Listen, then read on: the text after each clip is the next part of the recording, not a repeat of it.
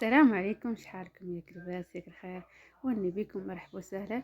بغيت نشارك معكم هذا المسمى صراحه اللي جا زوين ومورق وجا صراحه ما شاء الله.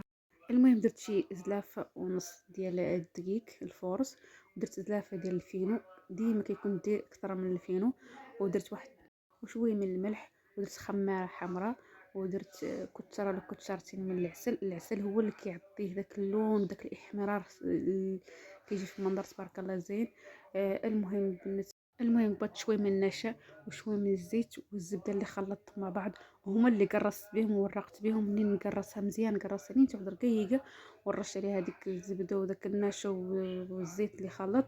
وكندير مولي شويه من الفينو وكنطوي، وكل ما كنطوي كل ما كندير هذاك الزيت وكندير هذاك نرشب هذاك الفينو.